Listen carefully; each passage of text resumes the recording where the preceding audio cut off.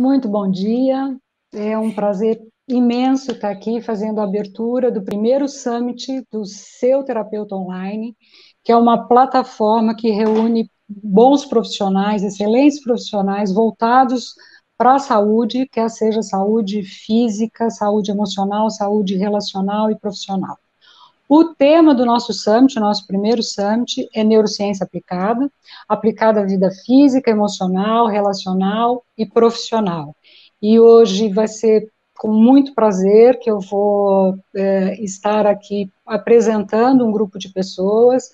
Nós vamos fazer uma roda viva com o tema neurociência aplicada, e eu, antes de ir para os meus convidados de hoje, eu quero agradecer as pessoas que estão nos assistindo, agradecer que você tenha tido interesse no assunto de neurociência aplicada, e eu espero poder passar essa hora e meia junto com vocês de uma forma muito produtiva, muito feliz, e que a gente possa aprender e desfrutar desse nosso encontro. Durante a primeira hora do nosso encontro, nós vamos estar ouvindo o nosso convidado da Roda Viva, que é o Dr. Tabajara, que eu faço a introdução dele em alguns minutos, e na última meia hora nós vamos abrir para as perguntas. Então, vocês fiquem à vontade para ir fazendo as suas colocações. Então, eu quero agradecer, vou me introduzir, meu nome é Nielce Maluf, eu sou psicóloga e sou a curadora da plataforma do Seu Terapeuta Online. Então, eu quero passar primeiro a apresentação dos meus convidados. Nós vamos hoje ter o privilégio, a honra, né, de estar ouvindo o Dr. Tabajara Dias Andrade. O Dr. Tabajara é médico, psiquiatra, é doutor em saúde mental pela Unicamp, é autor de 2 livros sobre estresse positivo, uma nova abordagem para um velho problema, e The Building Blocks of Resilience.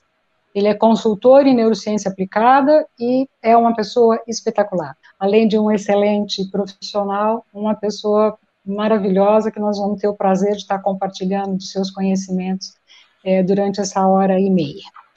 Então, seja muito bem-vindo, Tabajara. Daqui a pouco eu passo a palavra para você. Eu só vou introduzir e apresentar as pessoas que vão estar fazendo as perguntas, que vão ser os seus entrevistadores, e que eu tenho também muita honra de estar introduzindo, a Adriana Becker, que é psicóloga, pós-graduada em RH, é uma ex-executiva de RH, é especialista em gestão empreendedora e em mindfulness pela Unesp.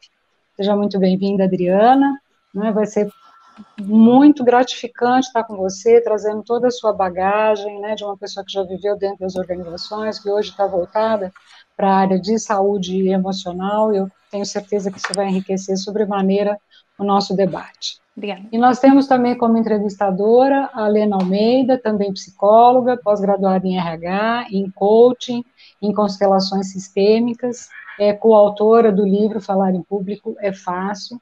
Seja muito bem-vinda, Lena, não é?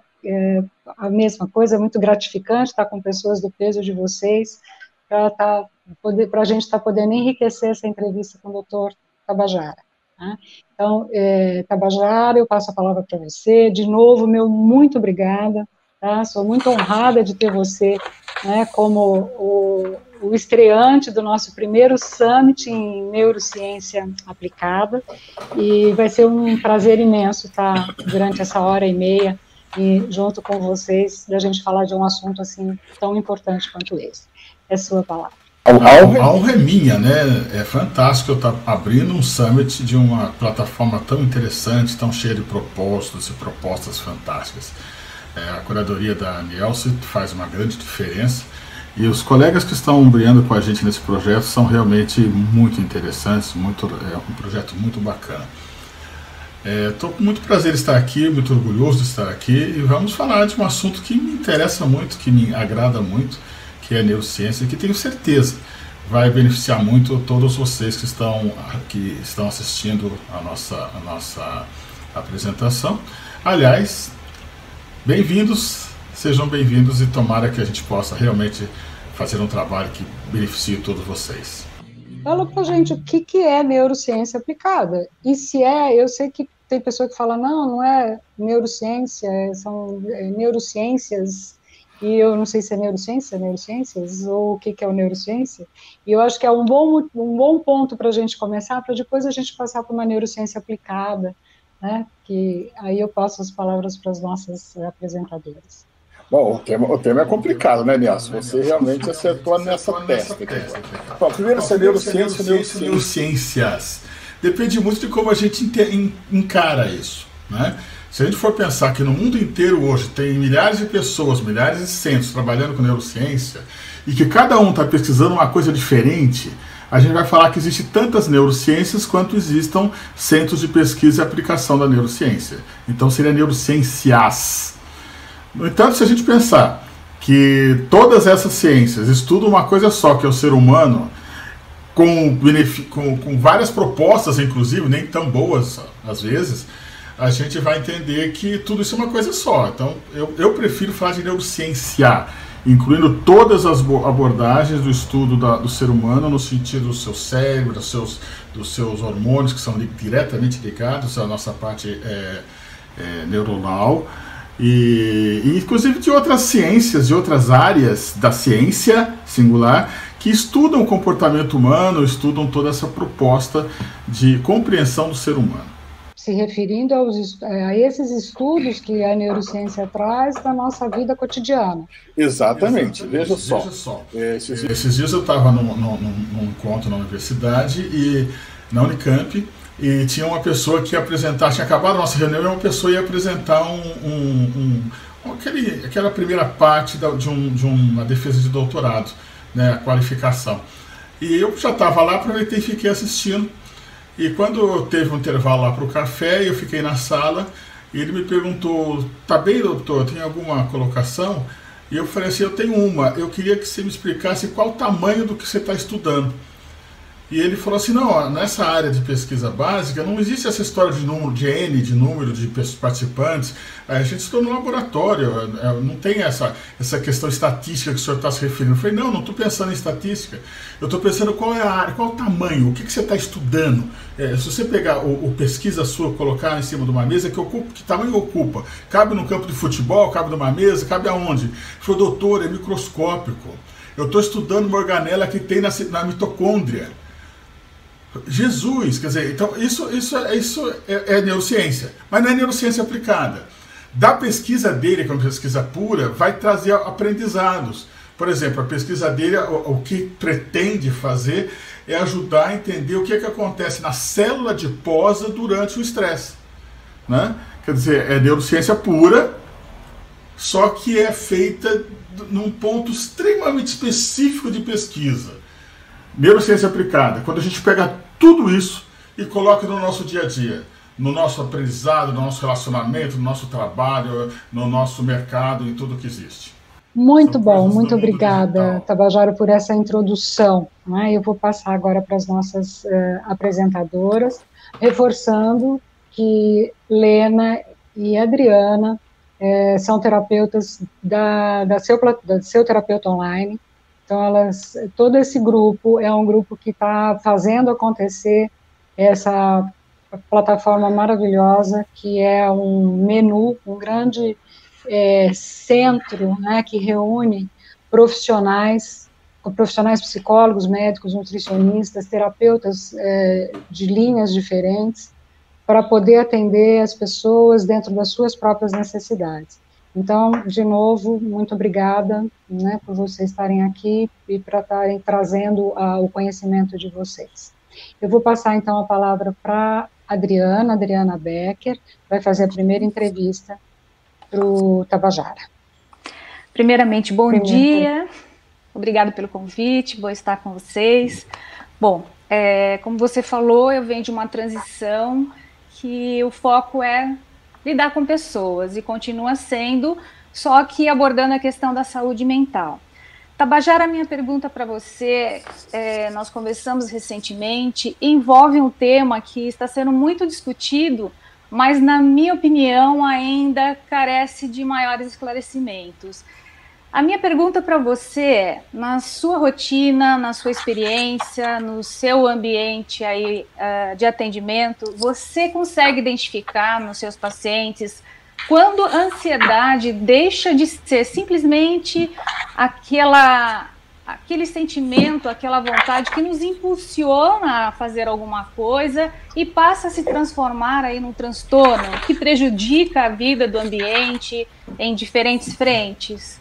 A pergunta dela pode ser dividida em dois aspectos. Primeiro, quando a gente vai compreender esse assunto? Eu acho que nunca, porque a ansiedade é um sintoma, é um sinal que a gente tem e que é extremamente útil. As pessoas que não têm ansiedade não conseguem viver. Uma vez eu estava participando com o Sapolsky, de uma mesa redonda. O Sapolsky escreveu um livro muito bonito, né? Esse livro aqui, Porque as Zebras Não Têm Úlcera. Ele fez uma palestra muito bonita, e nessa palestra ele dizia que as zebras não têm úlcera porque elas enfrentam um estresse absurdo, né? Um leão correndo atrás delas, e depois que o leão pega uma das coleguinhas delas e vai se alimentar, elas voltam a um estado de humor, um estado de equilíbrio, exatamente igual elas tinham antes de que essa ameaça apareceu. Elas não guardam angústia, não guardam ansiedade, elas não se angustiam com essas coisas do dia a dia. E a plateia recebeu muito bem isso, foi muito bem aplaudido. Só que em congresso tem uma coisa interessante, quem fala depois leva vantagem, né? E quando eu fui falar, eu coloquei assim, olha, eu concordo que seria muito bom se a gente não guardasse ansiedades desnecessárias, né? Mas eu não queria ser zebra, não, porque a zebra até hoje é presa de leão. E nós que somos ansiosos não somos mais presa de leão, a não serem raras exceções, às vezes durante um safari que você vai lá se meter na casa deles, mas na realidade a gente dominou isso. A gente tem leões nos circos, naquela época ainda tinha, a gente tem leões nos zoológicos, mas os leões não estão na rua correndo atrás da gente, porque a ansiedade é um negócio muito bom. A ansiedade nos faz pensar, nos faz prever, nos faz criar armadilhas, nos faz criar ferramentas para resolver o problema, né? A zebra não fez uma armadilha de leão, nós sabemos fazer. Assim como nós temos várias ferramentas interessantíssimas que foram criadas pela ansiedade. A ansiedade que criou uma dor, e para resolver essa dor a gente foi lá e resolveu esse problema.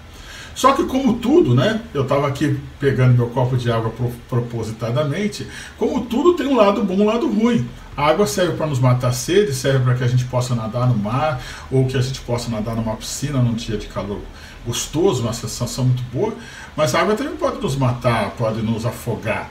Então a ansiedade, quando ela é uma ansiedade controlada, direcionada, saudável, é a melhor coisa que existe no mundo. É muito bacana que o namorado fique ansioso quando vai encontrar a namorada. Ele tem que ficar ansioso, senão não tem graça, senão aquilo vira uma coisa muito comum. É muito legal que a gente fique aguardando um jantar especial e a gente tem alguma ansiedade para isso. É gostoso, é uma ansiedade positiva. Isso é muito bom. No entanto, tem hora que essa ansiedade passa a ser muito intensa e muito desorganizada, muito desalinhada. E aí passa a ser uma coisa muito ruim. Hoje é trabalho da neurociência e de vários aspectos dentro de todo esse mundo, por exemplo, do trabalho que a Adriana tem feito, defendeu um trabalho agora na universidade esses dias, que é extremamente interessante, porque é você apaziguar a tua mente. Uma mente perturbada, uma mente ansiosa, uma mente agitada, não pensa soluções. Então, esse equilíbrio da nossa mente estar o máximo equilibrada possível pode nos fazer grande diferença. Aqui tem um assunto muito interessante que a gente tem que ter um cuidado especial, porque não quer dizer alienação. Quer dizer, aquela mente saudável não é a mente que não se preocupa com o mundo. Ela tem que estar adaptada, mas ela tem que estar com adaptação crítica e ativa. Quer dizer, você está bem, mas você está atuando na realidade para melhorá-la. Não você está bem e lasca-se a realidade, não importa, desde que eu esteja bem, o que está acontecendo no mundo não faz nenhuma diferença para mim. Muito obrigada. Lena, prazer estar com você, passo a palavra para você, fique à vontade para fazer a sua pergunta para o Tabajara. É um prazer estar aqui, novamente com o Dr. Tabajara, já estive com ele numa live e foi muito agradável, aprendi bastante. E como nós estamos em um momento em que os relacionamentos eles estão aflorados, tanto pela ansiedade do momento que eu penso que ela extrapola, a gente sai um pouco desse limite, quanto por tanta gente estar convivendo no mesmo espaço. Era um desejo imenso ter o marido ou a esposa mais tempo em casa, ter os filhos mais tempo, isso era um desejo, uma expectativa. E agora, nesse momento em especial, muito está acontecendo de os relacionamentos estarem um pouco, com a temperatura um pouco acima do normal. Então, professor, eu quero saber como é que a neurociência ela pode nos ajudar a nos relacionarmos melhor neste momento. Vários aspectos diferentes. Primeiro que o ser humano ele tem toda uma evolução mental. Então nós não somos só instinto. Nós temos os nossos instintos, assim como qualquer jacaré, mas temos toda uma evolução humana, e temos inclusive uma área mais sofisticada do nosso cérebro, que é o nosso córtex cerebral, aquela área cinzenta, que é a área onde a gente lida com as realidades, com os desafios, a gente se adequa a experiências, a gente raciocina, isso é muito interessante. Mas vamos pensar na parte bicho, né? Na parte lá no jacarezinho. Eu tenho um cérebrozinho de plástico aqui, é bem pequenininho, é um cérebro de plástico, mas ele mostra bem, olha, tá vendo o cérebro aqui é a metadinha dele, aqui é a parte interna. Existe uma partezinha aqui no começo, que é uma partezinha muito, muito instintiva, e é muito parecida com o cérebro do jacaré, até do ratinho e tudo mais. Se você pega esses bichos e coloca eles num espaço, e vai reduzindo esse espaço, quer dizer, aumentando a concentração de animais por espaço, chega uma hora que eles ficam extremamente ferozes, um matando o outro. Com ratinho é uma coisa impressionante, você põe os ratinhos num espaço, eles estão vivendo bem, harmoniosamente, conforme eles vão se reproduzindo, chega um ponto crítico que aquilo vira uma guerra absurda entre eles. Então é uma necessidade nossa ter espaço, ter momentos de tranquilidade e tudo mais, instintivamente nós precisamos disso. Uma epidemia como essa, com o isolamento que ela nos obriga, ela tem feito com que muitas pessoas fiquem muito próximas umas das outras. E aí, essa parte instintiva nossa começa a criar espaço. Se a gente não tem uma parte cortical cinzenta saudável, se a gente não tem um relacionamento saudável, as coisas ficam complicadas. Por quê? Porque o que acontece, por exemplo? A primeira coisa que acontece é que todo mundo acha que está certo, né?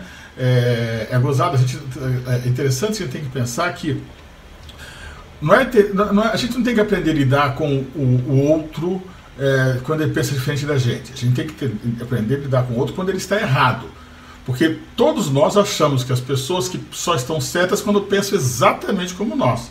Agora você imagina, num ambiente pequeno, restrito, pessoas que acham que o mundo é como elas pensam, que não respeitam a opinião do outro, que querem mandar na relação, a coisa fica complicada.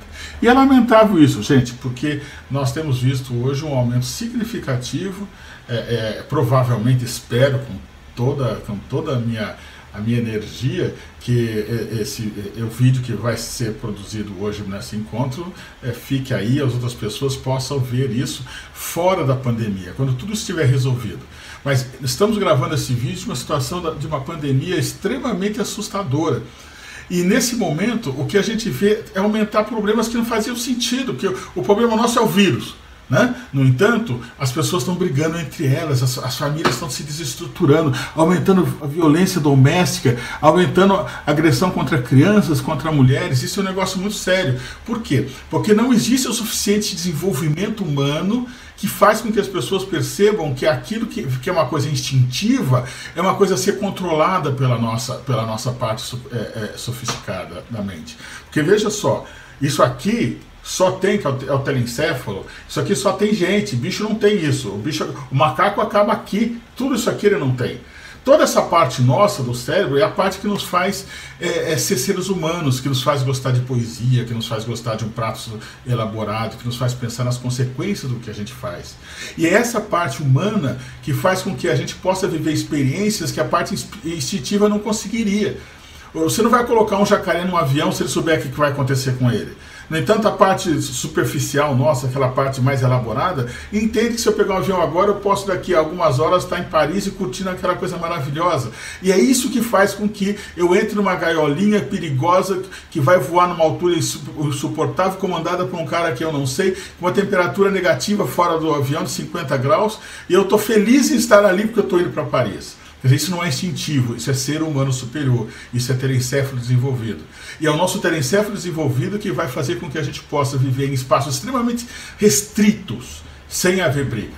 Veja, por exemplo, o pessoal que está na estação espacial. Por que eles conseguem ficar lá, aquele monte de gente, num lugar desse tamaninho, numa distância absurda, sem nada, não tem nem gravidade, um negócio louco. E você não sabe, você não vê a história que eles saíram no tapa lá em cima. Né? Quer dizer, na realidade, são pessoas que são treinadas para viver essa experiência de uma forma legal. Se eu puser lá uma pessoa pouco desenvolvida, é muito provável que saia um homicídio na estação orbital. Que bacana, Tabajara, que bom!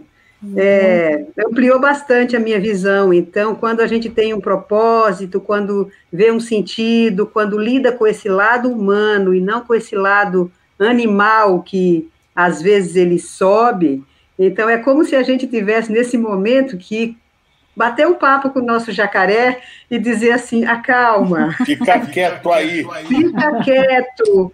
Não é só você que está certo. Faz uma sessão de mindfulness e resolve a vida. Para de criar problema. Essa colocação agora nos reporta a nossa primeira pergunta.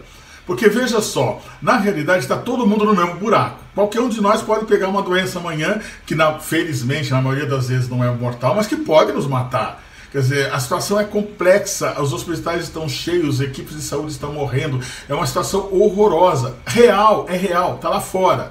E aí eu brigo com a minha mulher porque ela cantarolou uma música que eu não gostei, ou porque ela não fez aquele bife no ponto que eu queria. Quer dizer, na realidade, a mente desequilibrada, ela cria muito mais problema do que a realidade externa. Para muita gente que está vivendo hoje, nessa realidade mundial, o maior problema não é o vírus do Covid. O maior problema é a pessoa que está do lado dela. O maior problema é ela não estar podendo fazer aquilo que na fantasia dela ela deveria estar fazendo. Então, na realidade, a mente passa a ser o maior problema. E aí é complicado. Gente, isso é muito sério. Tem um estudo muito interessante mostrando que em provas, concursos, o aspecto emocional pesa mais de 30% na maioria das pessoas. Se a pessoa está desequilibrada, pesa 100%. Ele dá um branco na hora, ele não consegue fazer as perguntas. Então, ele sabe aquela matéria, ele estudou. Ele tem aquele conhecimento, mas aquele conhecimento fica simplesmente bloqueado, porque a mente dele parou de funcionar adequadamente. Becker, falar em mindfulness aí, todo mundo fica lembrando de Adriana, que é a sua especialidade. Sua próxima pergunta para o Tabajara, por favor. Tabajara, você apresentou o seu cérebro, eu vou apresentar a Serena, ok? Bom, falando em Serena, recentemente, como você citou, eu apresentei meu TCC, e por que falar sobre isso? Eu sou uma pessoa ansiosa e tive alguns problemas na minha transição aí de empresa e fui me consultar com um neurologista que tratava exatamente distúrbios. Isso me causava muita dor de cabeça. E ele me indicou para fazer meditação. Eu falei, doutor, eu não consigo me imaginar meditando. Ele falou assim, sim, você vai melhorar muito com a meditação. Eu falei, ok. Ele falou assim, você vai conhecer um amigo meu, médico também, e recomendo você fazer um curso. E eu fui, conheci, não só conheci, como eu realizei o curso e finalizei recentemente a especialização em Mindfulness na abordagem médica. E o que eu posso te dizer? Quando você citou aqui a questão de aceitar, de treinar, sim, nós podemos treinar a nossa mente. Não, a gente não precisa só treinar o nosso corpo, nós temos que treinar a nossa mente também. Então, é uma habilidade a ser desenvolvida. Ah, Adriana, então você quer dizer que eu vou deixar a minha mente limpa, não vou pensar em nada? Não é isso. Eu não tenho a pretensão de me tornar uma pessoa totalmente zen. Não é isso, ninguém vai deixar a mente vazia. Então você vai lidar com os sentimentos, as sensações que estão aqui, mas não se ater a ela. Eu costumo dizer, simplesmente, deixa aí. A gente não respira? Então nós podemos fazer o exercício da respiração. Quando você segura a respiração, eu costumo dizer, solta. Solta, senão você explode. Não é isso, Tabajara? A gente tem que soltar. Então solta esse sentimento, essa sensação que está te afligindo. Então existem práticas e técnicas, obviamente, que podem ser feitas em breves momentos durante todo o seu dia. Então a gente distingue em técnicas formais e técnicas informais. Isso é um aprendizado constante, onde a gente vai ativando a nossa mente. E lá nos estudos que eu tive que pesquisar, né, doutor, eu identifiquei que existem vários estudos científicos que mostram efetivamente as mudanças na mente após um programa similar a Mindfulness. Eu não estou falando que Mindfulness, ou seja, o que é Mindfulness, gente? É um tema lindo, é uma palavra em inglês, mas o que é? Simplesmente ter uma atenção naquilo que você está fazendo.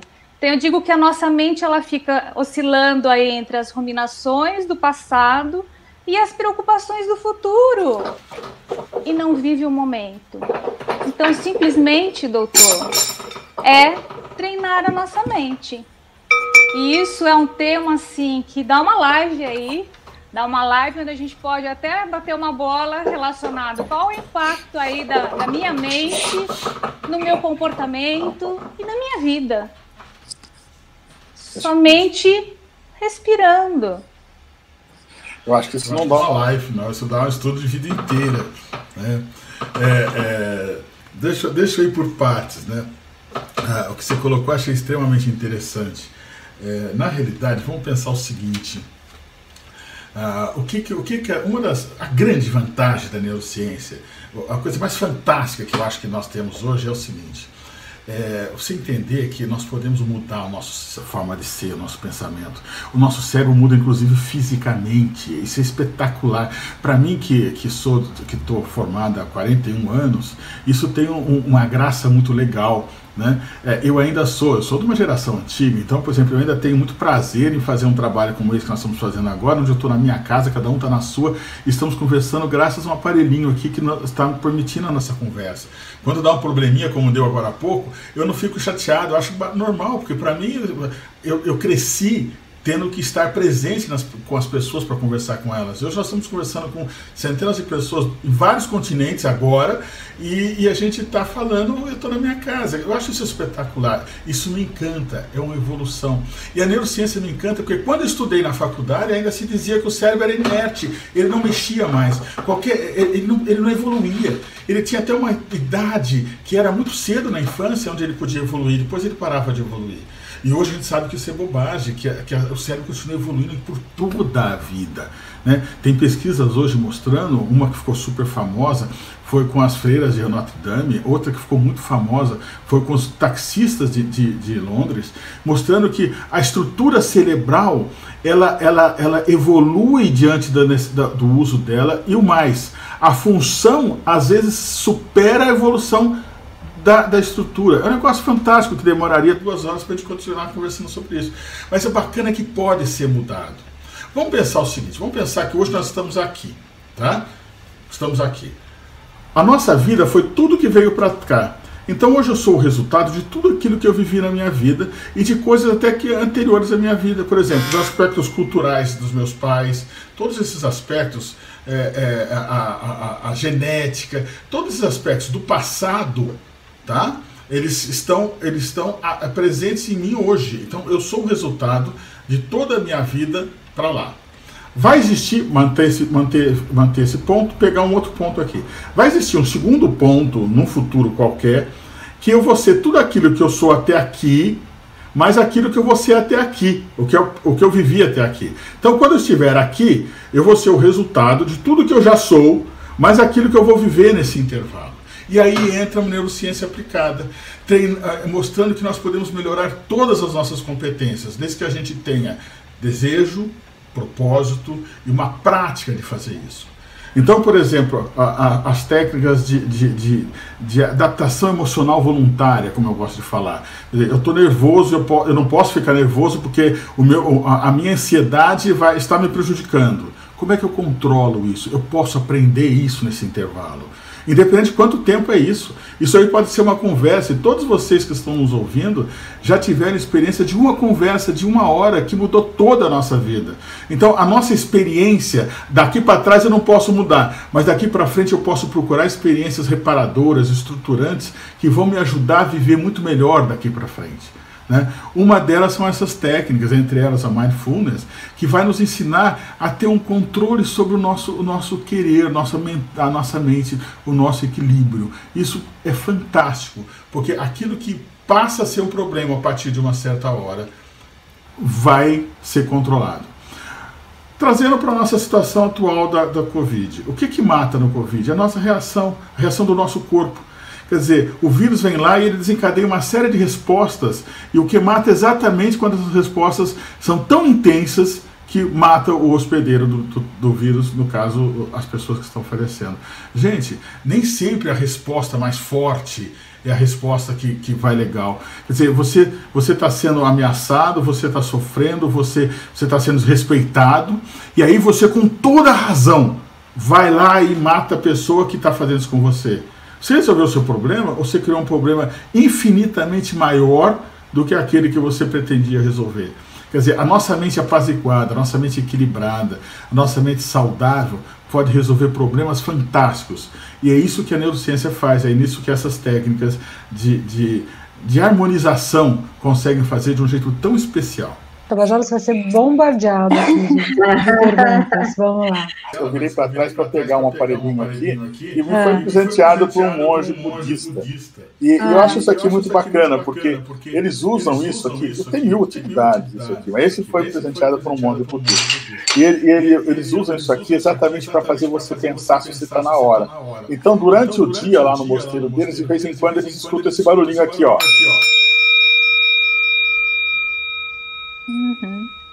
E isso é para você pensar se naquela hora você está exatamente onde você achava que você deveria estar.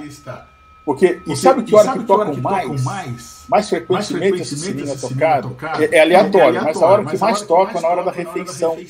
Olha. O camarada está comendo aquela comida dele e ele não está prestando atenção no que ele está comendo, no que aquilo vai fazer para ele, nos ingredientes, nos elementos que ele está absorvendo, como aquilo vai fazer o mais saudável. Ele está comendo pensando em outras coisas. Isso acontece muito.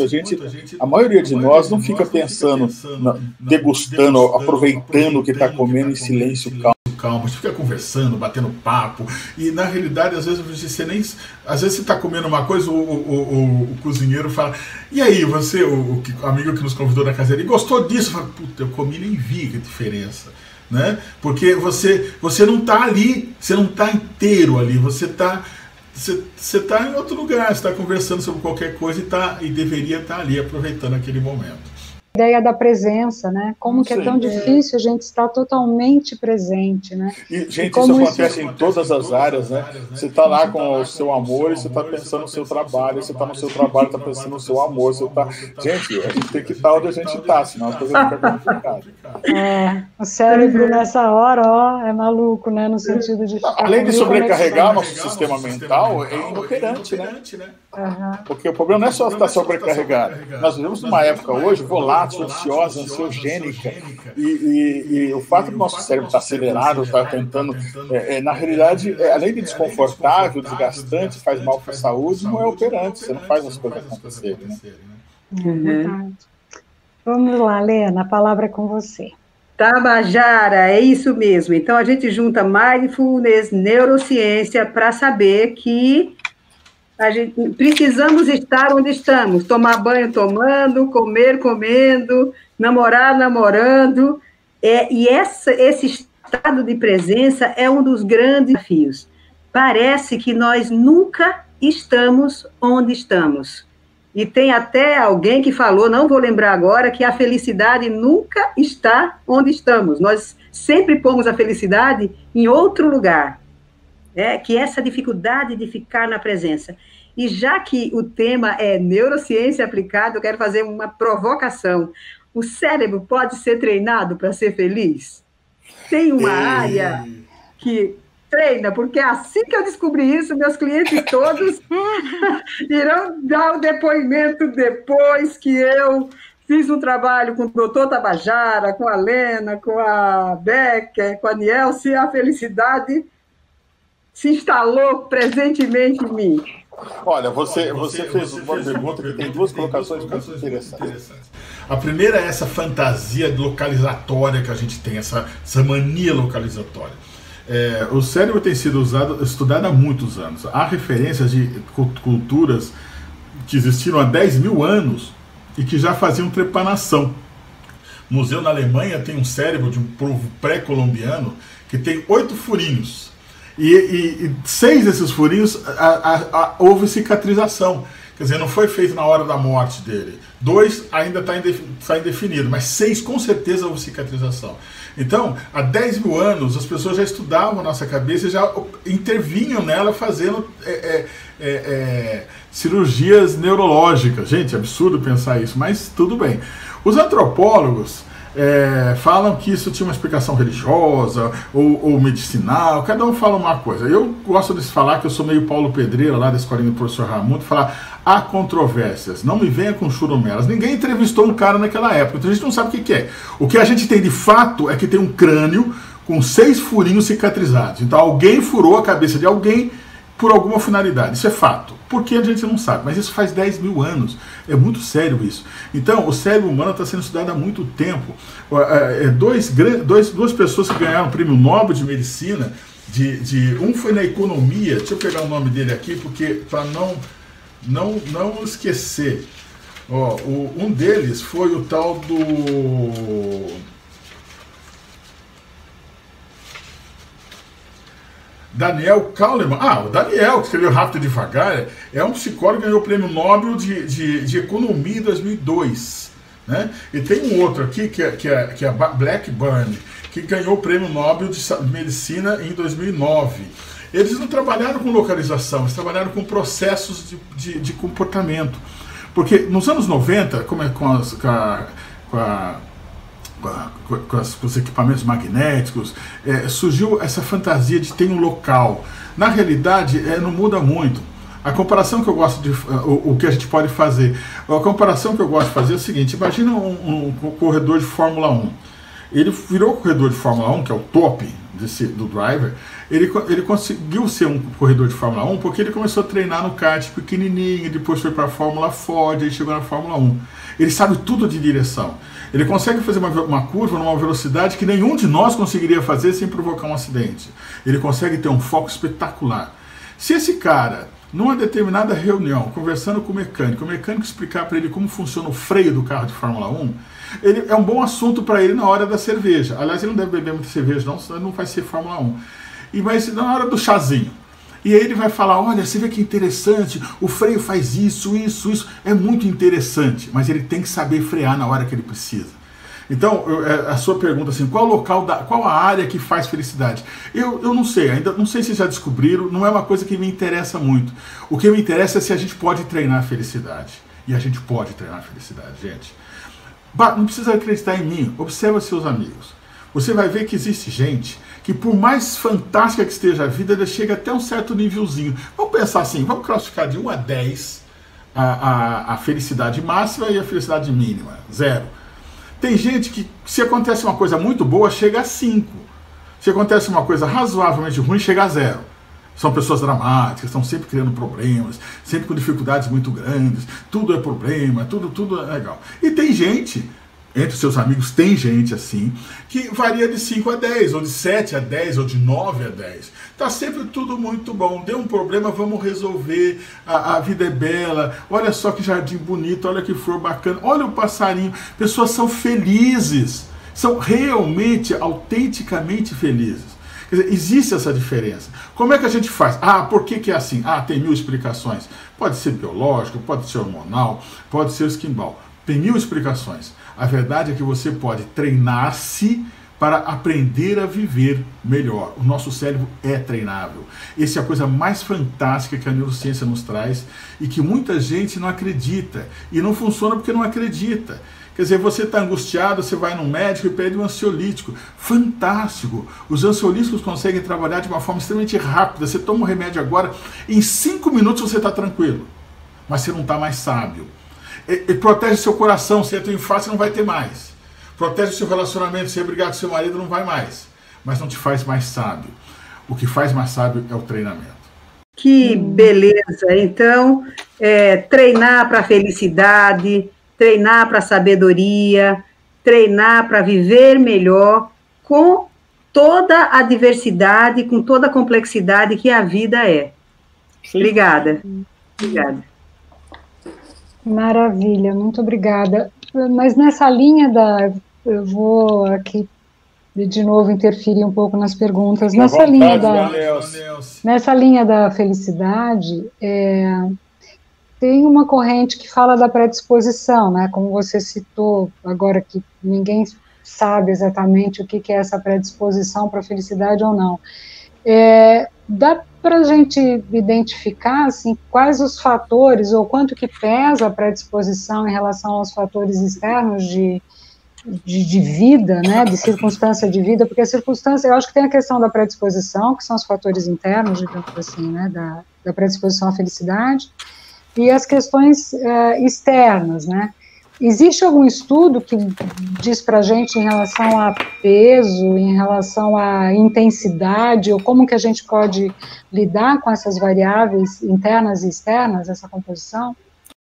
Existem sim, existem centenas. Aliás, eu tenho um amigo que fala, tudo que você pensar em fazer hoje, alguém já está pesquisando. Então, não precisa inventar muita coisa, não, vai estudar que é melhor. Claro que a pesquisa básica tem que ser feita, senão não evolui a ciência. Mas tem muita gente pesquisando coisas muito interessantes. Tem pesquisas fantásticas feitas com gêmeos univitelinos criados juntos e à distância. Então há casos, por exemplo, do gêmeo univitelino que perdeu os pais, os pais logo que nasceram doaram para um orfanato, e eles foram adotados por famílias distintas em continentes diferentes. E é impressionante como o padrão de felicidade deles é muito parecido, né? Então, é claro, se você fizer um mapa, vou colocando todas as interferências, tudo isso funciona.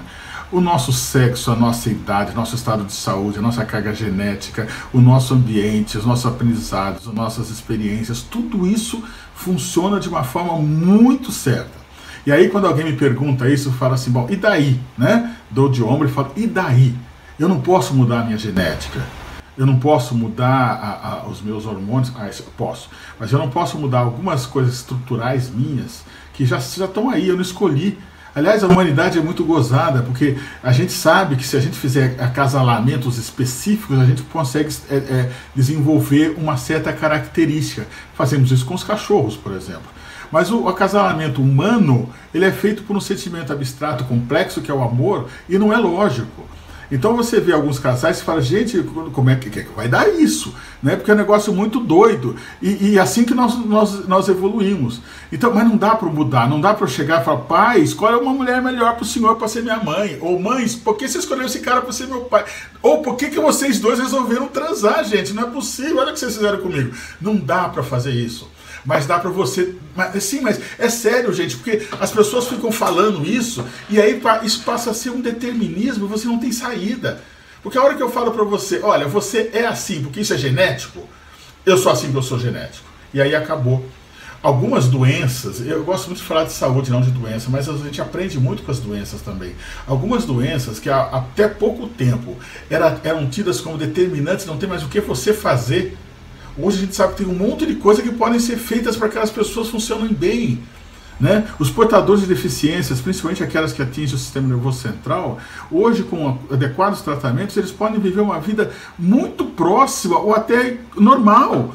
Então, e que algum tempo atrás não podia. Então você imagina, você tem um filho que tem lá alguma deficiência. Você vai no médico, médico, e ele fala, olha, lamento, mas o seu filho nunca vai ser uma pessoa legal.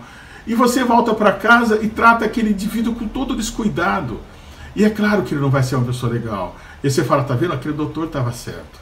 Teve um caso aqui muito sério aqui no Brasil, há alguns anos atrás, já bastante anos atrás, que existia um grupo de pessoal ligado à metapsicologia da França, veio estudar no Brasil um fenômeno que acontecia aqui muito sério numa região do Nordeste.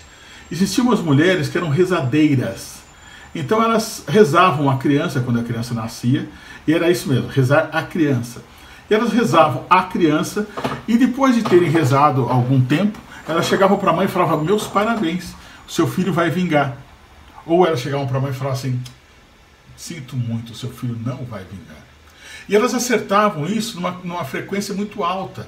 E esse grupo de parapsicologia resolveu estudar isso aqui. Qual a lógica? Como é que eles podem prever o futuro? E fizeram um estudo muito sério. E olha que eles estavam tentando provar a capacidade de previsão das rezadeiras. E eles, muito sério o grupo, porque eles viram que não era isso. Na realidade, as rezadeiras estavam determinando o futuro das crianças. Porque aquela mãe que acreditava cegamente na rezadeira e escutava que a criança ia vingar, ela fazia de tudo para aquela criança. Ela tirava a comida dela para dar para a criança. Ela estava o tempo todo cuidando daquela criança. Já aquela mãe que sabia que a criança não ia vingar, aquela era a última criança a comer na família dela, aquela era a última pessoa que ela prestava atenção, porque aquilo não ia ter certo. E as rezadeiras acertavam. Esse grupo fez uma proposta muito interessante, que hoje existe.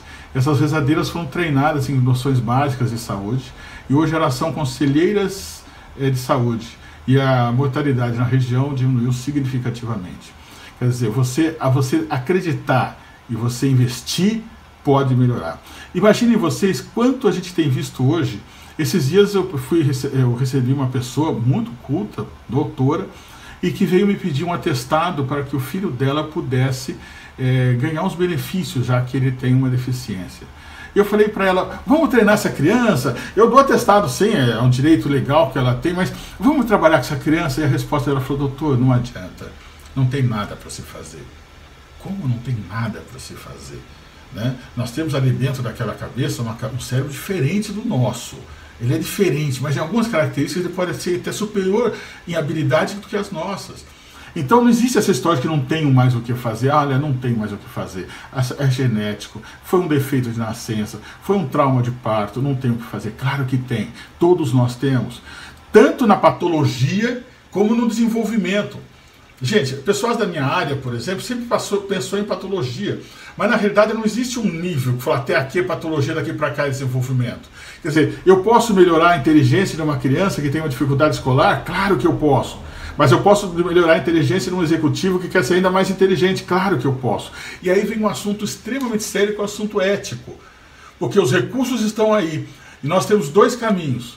Ou a gente aceita que os recursos estão aí, estuda eles e lida bem com eles de uma forma ética, com valores, ou a gente não estuda isso, ou a gente estuda e aí abre um leque, trabalha com isso de uma forma ética, com valores, ou de uma forma não ética, tá? Que é um problema muito sério, porque os conhecimentos da neurociência estão impregnados.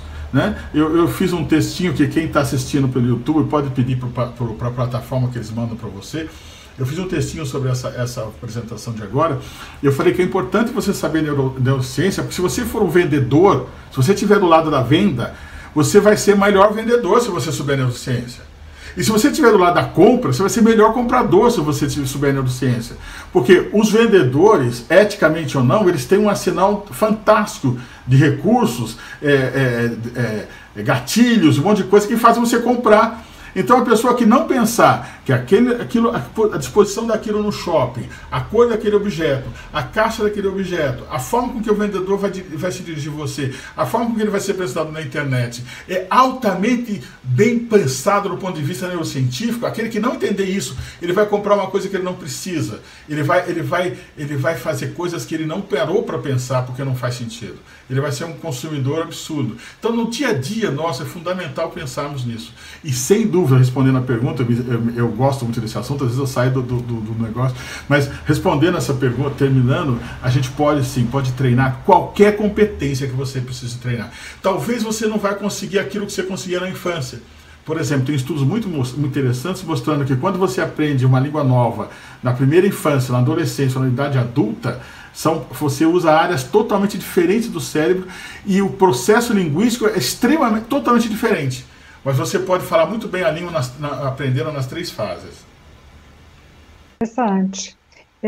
É foco, né? Foco, boa vontade e ter o poder E treinamento adequado, porque não é vontade só, né? Porque não adianta você querer se você não tiver o treinamento adequado. Não adianta falar, eu vou relaxar. Não, tem um monte de gente, a indústria da felicidade, a indústria do relaxamento é milionária. Tem um monte de gente estudando. Então, eu quero relaxar, vou procurar alguém que está mexendo com isso, vamos aprender. Vamos lá falar com o pessoal da meditação, com o pessoal da mindfulness, vamos falar lá com o pessoal que trabalha procurando achar formas de você ser mais feliz. Por que não? Né?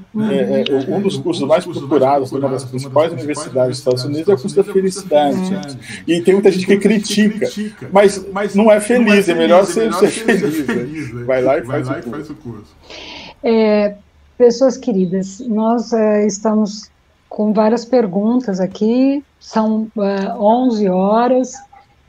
Podemos abrir para as perguntas e os entrevistadores complementam dentro daquilo que foi perguntado, para qualificar quem está perguntando, pode ser?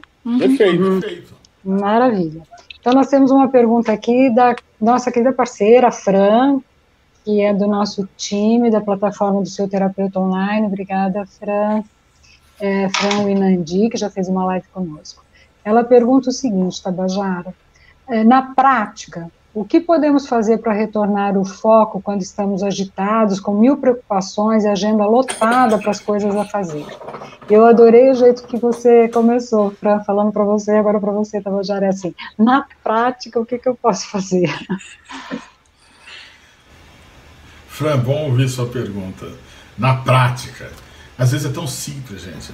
Esses dias uma colega nossa que trabalha com gestão de estresse me mandou um cartãozinho que tem um labirinto. E ela falou, brinca com esse labirinto para você ver. Aí vinha um manualzinho, né? Também desse tamanho, e que explicava o que você tinha que fazer. E é interessante, você tá no meio do seu dia a dia, e aí você tá tenso, bota o quadradinho no chão e segue o tabuleiro com a sua caneta, segue o labirinto com a sua caneta, né? Gente, eu fiz a experiência, é fantástico. Por quê? Porque eu estou cheio de coisas, e aí eu faço alguma coisa, lembra um pouco aquele processo de fractal, eu faço uma coisa que centraliza, e aí eu começo a funcionar de novo. Faça essa experiência, pega uma vasilha de água, joga um pouquinho de óleo, e aquilo fica, bota uma luz incidente, e aquilo fica mais ou menos colorido, assim, fazendo umas marcas, depende da luz que você puser, fica até muito bonito, fica até colorido, fica até parece um arco-íris, todo se mexendo. Aí você pega uma gota d'água e joga ali. Organiza. Por um tempo, mas organiza. Então, às vezes uma colocação simples, os orientais têm uma colocação fantástica. Você está desesperado, faz aperta um pontinho aqui, que eles dão um nome especial, não é minha área, e resolve. A gente tem usado isso com essas crianças que se cortam, né? Porque a criança, por que ela se corta? Porque ela está tão desesperada, a mente dela está tão acelerada. Aí você fala assim, vamos fazer o seguinte, quando você fizer assim, antes de se cortar, faz uma coisa dessa.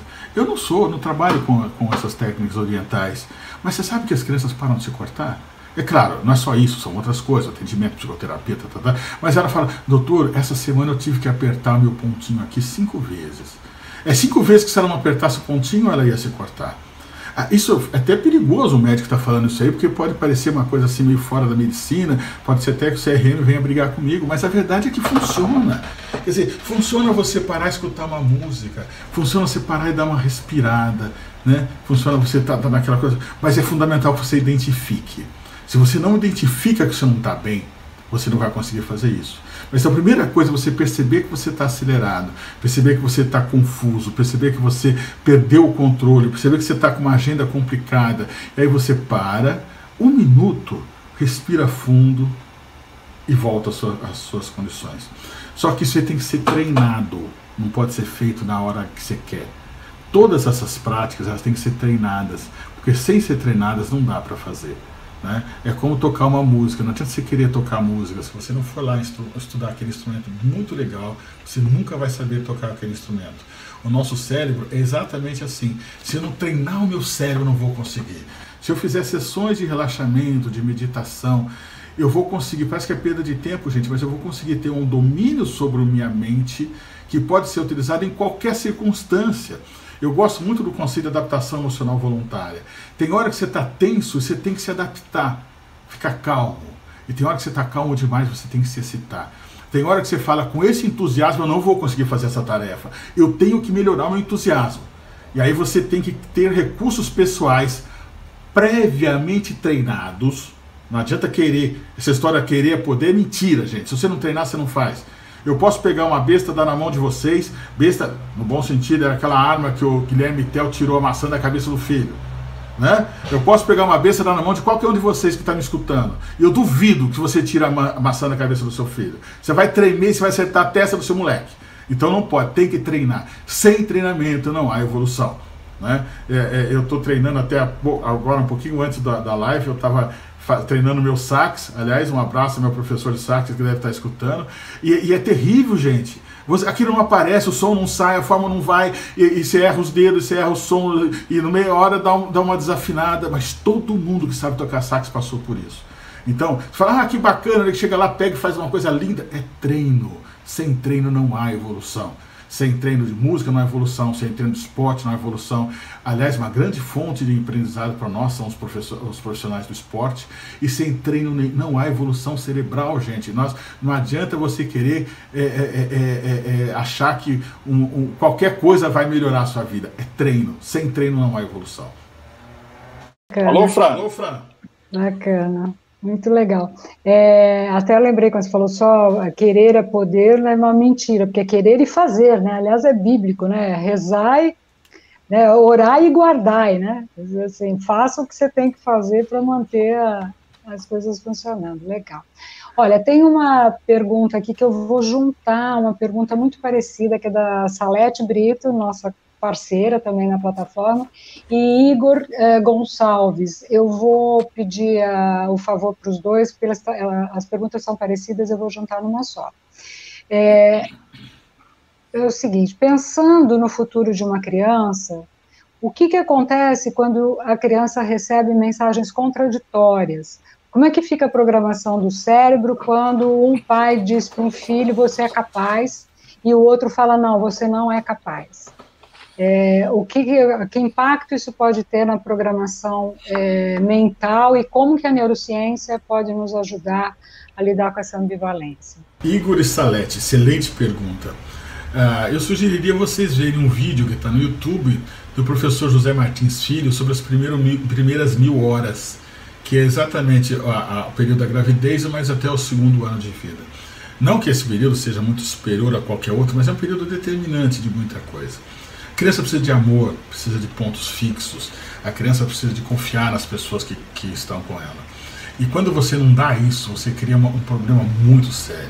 A ambiguidade dos pais, falando de neurociência, ela dói tanto quanto uma agressão física.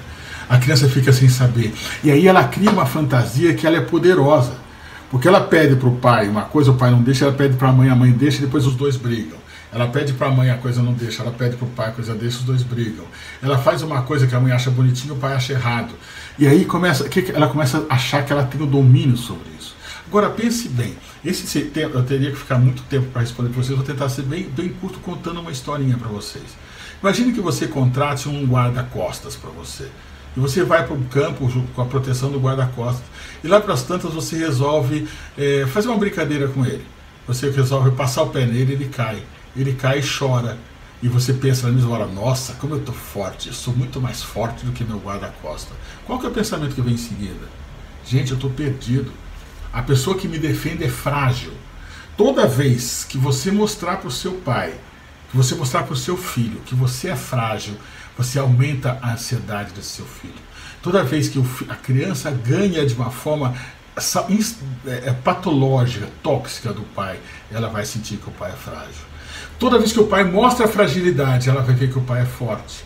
Então por que os pais e mães sempre têm que dar uma resposta? Por que não falam, não sei, meu filho, vamos pensar sobre isso? Por que falam coisas antagônicas? Por que falam é assim porque eu quero? Quer dizer, por que agridem crianças? Gente, um tempo atrás eu estava numa igreja dando uma palestra. E foi naquela época que se falava dos tapinhas. E eu falei que tapinha de forma alguma. E eu fui fortemente criticado pela minha plateia, porque um tapinha foi feito para educar. Então tudo bem, hoje eu sou mais forte que você, te dou um tapinha para você se educar. Tá? Quando você for mais forte do que eu, você pode dar um tapinha para mim também. Quando você vê os velhinhos sendo maltratados, será que eles foram bons tratadores de criança? Gente, para pensar. Eu não posso usar uma atividade física para manter a obediência. Não é por aí. Não faz sentido um negócio desse. Né? Mas a gente vê muito isso com crianças. Esses dias eu estava comprando num varejão, eu vi uma cena muito interessante. Existia uma senhora, mais ou menos cheinha, com uma menina no carrinho da compra. E elas iam andando alegres e felizes. E toda a banca ela pegava, falava para a filhinha o nome daquilo, cheirava. E a filhinha, às vezes queria, ela pegava, e às vezes não queria, deixava do lado. E era uma conversa harmoniosa. E eu fiquei assim atrás de uma banca, olhando aquilo, achando aquilo muito bonito. Eu fui despertado daquela observação agradável por uma outra senhora que vinha brigando com o moleque. E ela dava tapa na mão do moleque, o moleque no carrinho pegava uma coisa, jogava, caía no chão, era um inferno. E aí eu pensei, gente, as duas estão fazendo a mesma coisa. Uma está com a criança, vivendo uma experiência com a criança, e a outra não, está contra a criança, vivendo uma experiência contra a criança. Eu fui no Ceasa esses dias comprar uma franta, antes da pandemia, e eu vi uma cena horrorosa. Uma garotinha chegou perto de uma planta linda, e a garotinha linda também agachou, né, e fez assim, botou o dedinho na planta. Sabe o que aconteceu? Levou um puta tapa na mão. Eu já falei que não era para pegar na planta. Gente, primeiro que não é para levar uma criança num lugar desse, cheio de gente. Segundo, que se for levar, a criança tem que ser atenta. Você não pode ir na frente vendo as plantas e a criança sozinha atrás. E terceiro, se a criança viu uma coisa bacana, para e mostra para a criança o que está fazendo. Gente, é fundamental que a gente cuide melhor das nossas crianças se a gente quer ter um mundo melhor. Claro, se você não foi uma criança bem cuidada, pensa na neurociência, você pode consertar os erros de educação que você teve. Mas é muito mais lógico você evitar esses erros nas crianças que estão chegando aí. Bacana. Vou passar para a próxima pergunta. Na verdade, acho que é uma colocação. É da Luciene Tavares da Silva. Ela diz que ela está num home consultório, e o problema dela é que ela tem criança em casa querendo brincar, e o marido está fora, também atendendo o cliente, e não consegue ajudar. E em todas essas tarefas, ela fica com todas essas tarefas ao mesmo tempo, mas que ela dá graças a Deus. Quer dizer, eu estou entendendo que com tudo isso ela está feliz, né? E eu acho que tem a ver com a tua colocação, Tabajara, de que as pessoas, essa que você acabou de fazer, que as pessoas podem estar no mesmo ambiente, numa mesma situação, digamos assim, e umas lidam com maus sentimentos, né, e começam a ter maus comportamentos, e outras pessoas conseguem entender a complexidade do processo e lidam com bons sentimentos, né, e bons comportamentos. Você quer comentar? Quando alguém reclama para mim que está complicada a vida na pandemia, eu sempre falo para lembrar da Anne Frank, né, que ficou num sótão durante 3 anos e que foi denunciada por um amigo religioso da igreja, né? Quer dizer, pelo menos a gente não está fugindo de nenhum SS, e a gente está está podendo viver. A gente tem internet, a gente tem... A maioria, muitos de nós, não a maioria, infelizmente, está tendo uma qualidade de vida razoável. E até aquelas pessoas que estão com muitas dificuldades, né, eu vejo pessoas assim, muito carentes, estão fazendo coisas interessantes, né, coisas bacanas que para fazer da vida uma coisa legal, né.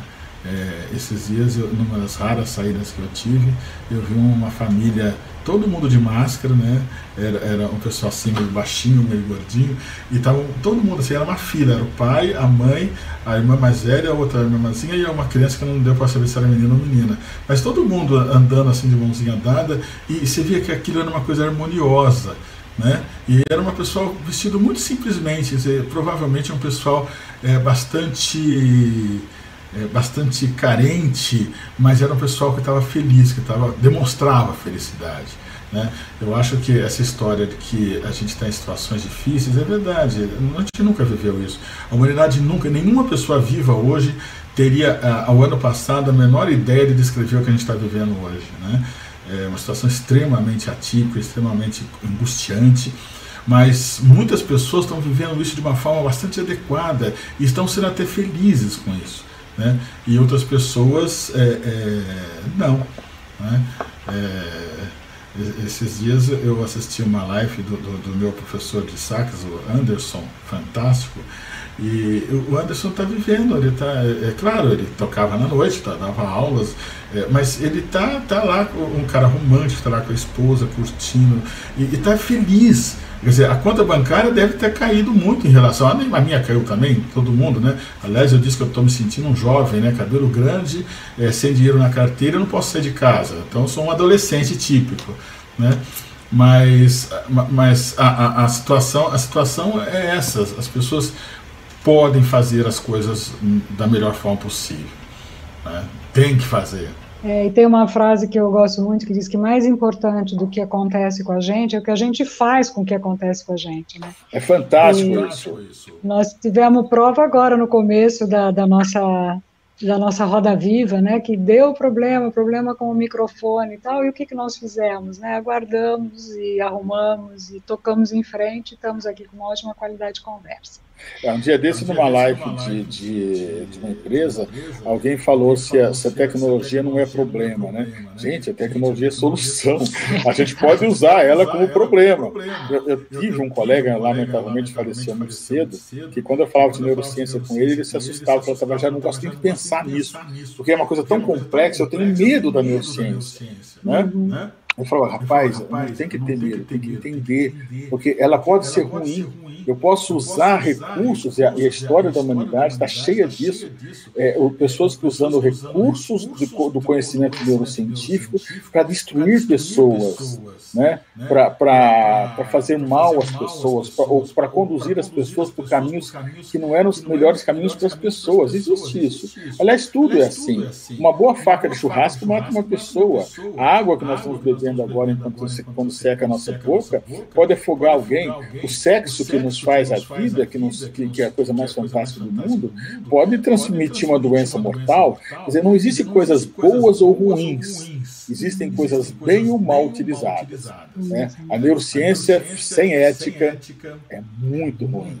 A mindfulness, se você se isola do mundo e não pensa em você como um protagonista existencial, fica só no seu mundinho, porque se isolou, que muita gente, infelizmente, talvez os menos preparados trabalhem nesse sentido, só faz mal.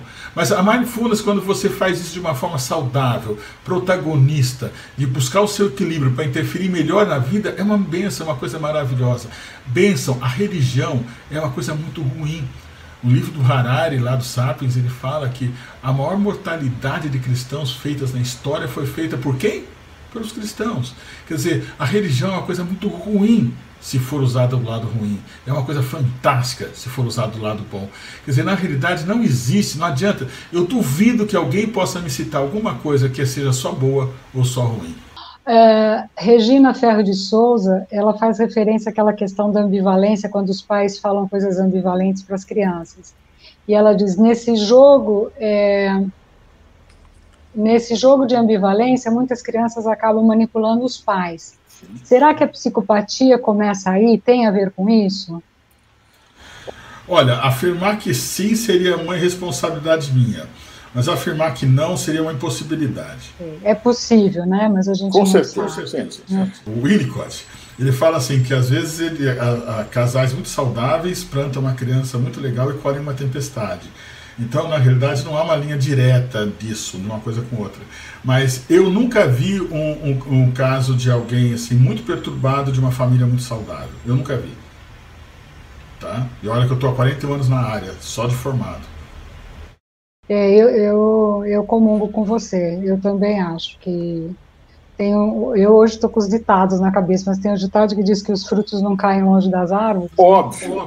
Então, eu acho que tem muita influência, assim, da família. A Daniele Simões, quais são as orientações para começarmos a treinar essas habilidades das quais você se referiu, de treinar o cérebro? Quais os exercícios? Olha, também não seria difícil dar essa resposta para você em 2 minutos. Né? São muitos exercícios. Por exemplo, as simulações. A vida é uma grande escola, né? A vida ela nos ensina, só que ela cobra caro pelo ensinamento e é perigoso. Todo mundo fala que a escola da vida é espetacular, gente. Só que ela às vezes mata. Então, quando o treinamento daria para falar 10 horas sobre isso, é tudo que eu pesquiso atualmente, são técnicas de treinamento. Mas, por exemplo, a simulação é um negócio extremamente eficaz, porque eu posso simular uma tragédia sem estar na tragédia. Eu posso simular uma tragédia e sofrer, angustiar, trabalhar. Quanto mais eu levar aquilo a sério, mais intenso vai ser o aprendizado. E daqui a pouco, gente, vamos parar agora e tomar um café. E eu saio, eu não estou na tragédia. Então, eu não preciso viver experiências ruins para aprender. Esses dias eu estava assistindo uma palestra e o apresentador estava falando que a culpa dos jovens serem problemáticos é que nós adultos resolvemos tudo para eles. E que os pais deveriam deixar os filhos resolver dificuldades. E aí eu falei uma coisa, aí ele pediu minha opinião, eu não queria dar, eu estava sentadinho lá no fundo da palestra, fui lá porque um outro cara tinha me convidado, e ele me viu lá e falou, doutor, mas eu quero a sua opinião. Eu falei, gente, se meu pai não podia me dar alguma coisa, e não podia, mas dava o melhor que ele tinha para mim, agora eu posso. Se eu não der porque eu sou aí eu farei um palavrão. Na realidade, eu tenho que pavimentar a vida do meu filho o máximo que eu puder. Só que essa vida pavimentada não vai ensinar ele nada. Ele tem que aprender. Só que ele não tem que aprender lá. Gente, por que surgiu o esporte? Que era para treinar a gente na guerra. Você não precisa despegar um cara e fazer o cara se matar para aprender a brigar. Você pode treinar ele e botar ele para fazer uma coisa. Esses trabalhos lindos com o cavalo, que o cavalo vem, pula seca, por que surgiu isso? Para treinar o cavalo para a guerra. Eu não preciso botar o cavalo na guerra para treinar isso. Eu treino ele num centro de treinamento de animais e ele vai pular alto se ele precisar de pular uma cerca um dia. Então, na realidade, a simulação, só respondendo isso, mas tem outras coisas. Mas a simulação é uma coisa muito interessante. Quer ver outra dica? Eu estou correndo por causa do tempo. Quer ver uma dica interessante? Reuniões executivas familiares. Funciona maravilhosamente, nunca vi não dar certo. É você marcar uma hora semanal para você sentar com sua família e conversar sobre a vida da família. Nessa hora você faz suas críticas, você faz suas orientações, porque quando é que você critica seu filho? Na hora que você está bravo. Quando é que você bate no seu filho? Quando você está bravo. Você nunca dá um tapa no seu filho para educar, você dá porque você está com raiva. E você mostra a sua agressividade nessa hora. Então, se você for uma pessoa, se você tiver um momento para falar, olha, eu não gostei daquela sua atitude, e tiver a honestidade de escutar o seu filho falar que não gostou de uma atitude sua também, isso com adolescente é riquíssimo, você vai ter uma família muito mais harmoniosa. Regina, há um tempo atrás eu estava conversando com meu amigo, e fui no ortopedista, estava lá falando com ele, e saiu o assunto de música, eu falei para ele assim, olha, eu tenho um sonho de aprender sax. Ele falou, por que não vai aprender? Porque eu já estou velho para aprender. Tudo bem, vai lá aprender. Deu o nome de um cara, eu comecei a aprender, toco mal, porcamente. Dizem que existe o sax agudo, soprano, ou tenor, e o meu é o terror, né? Mas eu continuo tocando e é muito bacana. Eu sou muito grato a esse meu colega, que o sexagenário me fez esquecer o nome dele, que eu não posso esquecer, é um amigo meu, eu falei com ele ontem, mas o nome foi embora, e é um super ortopedista aqui de Campinas, E, nossa, como é que sumiu o nome do cara, gente? Que coisa horrorosa. Mas... é neurociência. Dica para Regina. Regina, a gente pode falhar É e é ok neurociência. também. É ok. Isso é ok. E ele está assistindo a live. Olha isso. Ele falou para mim que ele ia assistir. Eu não esqueci o nome dele agora, que é ao vivo, para o mundo inteiro. É um negócio horroroso, né? Mas é terrível, né? Mas acontece. Ainda mais depois dos 60, já é o começo do Alzheimer, que vai pegar todos nós, né? E é bacana você, porque é isso que eu acho que é interessante, gente. A minha memória não era assim, era muito melhor. Hoje eu faço uma série de atividades para manter minha memória bem, mas acontecem coisas como aconteceu agora, por exemplo, que é muito desconfortável para mim, muito vergonhante para mim. Mas eu tenho que entender que a minha memória não é mais um garoto de 30 anos. E eu tenho que entender que ela vai piorar. Eu tenho que criar recursos para lidar melhor com ela conforme ela vai evoluindo. Entender o que está acontecendo com a gente pode ser um aspecto extremamente saudável, mesmo que seja entender que as coisas estão dando mal. Tem um caso bacana de uma professora de neurociência, de neurologia, e que teve um derrame. E ela descreveu o derrame dela, ela sabia exatamente quais as estruturas do cérebro que estavam sendo atingidas naquele momento. E tudo bem, faz parte da vida, isso faz parte, é assim mesmo. Mas olha, eu falo aí para você, volta a tocar assim. Aliás, existe outro assunto que daria para fazer uma live inteira sobre isso, é como é que é a nossa forma de ver o mundo. O pessoal que trabalha, a pessoa dá nome para tudo, né? É o mindset. Então existe um camarada com mindset rígido, que significa o seguinte: eu não vou conseguir, eu não vou conseguir, eu não vou conseguir. Existe um camarada com mindset mais elástico que ele fala o seguinte: não estou conseguindo, não estou conseguindo. O erro para o segundo caso é exatamente o caminho do acerto. E o erro para o primeiro caso é o caminho da desistência. Então é claro que você vai tocar piano, você vai tocar mal e porcamente, você vai errar, os dedos não vão para onde você quer, quando o dedo vai, o ritmo sai do lugar. Mas isso aí, além de ser muito bom para você no sentido de te dar prazer, de ser um desafio construtivo, isso vai ajudar muito a sua mente. Então vale a pena você fazer. Jair Ortiz, o camarada... Abriu a gavetinha certa. Abriu a gavetinha. Jair Ortiz. O meu... É isso aí, Regina, e fora o prazer, né, de voltar a tocar. Eu acho que tem a coisa do prazer que derrama um monte de coisa no cérebro aí, né? Doutor Tabajara pode falar melhor, né? É uma enxurrada de ocitocina, gente. E aí vem outro assunto, a gente teria que começar um summit agora, né, gente? Esse flow que a música nos permite é muito parecido, se você for pensar no ponto de vista cerebral, do que o uso da droga. E é extremamente parecido com o uso dos jogos de computação. Então não dá para você deixar seu filho jogar computação o tempo todo e achar que ele vai parar para fazer outra coisa, porque o jogo de computação dá uma energia, dá um tesão, uma quantidade de ocitocina fantástico, semelhante à droga. E aí você fica viciado naquilo, você não consegue ficar longe daquilo. Outras coisas que fazem isso, que feitas de uma forma adequada, são interessantes. A música, o amor, tudo isso faz ocitocina também, é muito bom. A ocitocina é o hormônio do prazer, da felicidade. Felicidade, esparrama no cérebro, a gente fica endeusada. Eu vou terminar, infelizmente tinham mais algumas perguntas, mas eu penso que elas estão dentro praticamente desse assunto que nós cobrimos. Eu vou terminar com uma colocação, Ronaldo Andrade, seria Ronaldo Andrade que conhecemos? Eu acho que é quem eu penso mesmo. Que é seu filho? Meu filho, querido. Ele diz: a cada dia utilizo mais as ferramentas aqui apresentadas, gerenciando o meu dia a dia. Treinamento e foco para alcançar a alta performance. Obrigada pela palestra, foi muito boa. Essa opinião não vale, porque é meu filho querido. Ou tem um homônimo, não sei, se tiver nos perdoe. Pode ser também. Se tiver, nos perdoe o risco. Nós vamos terminar, eu vou passar para vocês, de novo, para vocês três darem as palavras finais. Eu quero só lembrar quem está nos assistindo que esse é o primeiro dia do nosso summit, do primeiro summit do Seu Terapeuta Online, que é uma plataforma que disponibiliza vários terapeutas de diferentes linhas, nutricionistas, coaches, e que você pode entrar na plataforma, você pode escolher o seu profissional e ir direto no foco naquilo que você está precisando.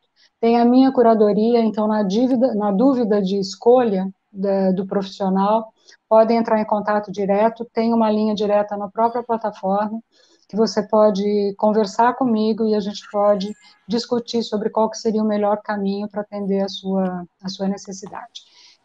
Então, eu estou lembrando que eu gostaria de lembrá-los que nós temos ainda amanhã e sexta-feira, o segundo e o terceiro dia do Summit. No segundo dia do Summit, amanhã, nós vamos ter uma rodada de coaching. Nós vamos estar com 3 coaches diferentes abordagens, que eu acho que é muito interessante para as pessoas desmistificarem um pouco o que é coaching. E no terceiro e último dia, nós vamos estar com a nossa nutricionista, Salete Brito, que vai falar sobre neuronutrição, e nós terminamos com a palestra da Val sobre psicologia positiva. Então, fiquem ligados, fiquem conosco, que está sendo um prazer delicioso aprender a fazer esse summit com esse grupo de pessoas, assim, muito interessantes, que eu prestigio muito. Eu vou primeiro passar para a Adriana a palavra de despedida, depois a Lene, e gostaria que terminasse com você, Tabajara. Tá? E o meu muito, muito, muito obrigada a vocês 3. Tá? Adriana. Eu que agradeço a participação, o convite. É sempre um prazer estar aqui com vocês. Temos muito aí o que discutir e o que aprofundar. Obrigada. Aproveitem aí os próximos dias. Obrigada a todos. É sempre uma alegria, porque eu estou aqui e eu aprendo. E essa descoberta que tudo está no olhar do observador. Né? E eu vou me permitir deixar 2 indicações de filme, já que o professor Tabajara falou da neurociência na escola, que é Como Estrelas na Terra, e Escritores da Liberdade, o quanto o olhar de um professor muda toda uma realidade. São filmes reais e acho que tem tudo a ver com neurociência e com o que o Tabajara falou. Obrigada a todos. Obrigada. Bom, obrigado pelo convite, Nelson, pela honra de estar abrindo esse summit.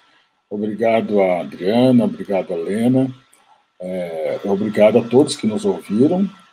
E espero que a gente tenha contribuído com alguma coisa e que vocês possam assumir um papel cada vez mais protagonista na vida de vocês, e identificando onde vocês podem melhorar e achando caminhos para isso.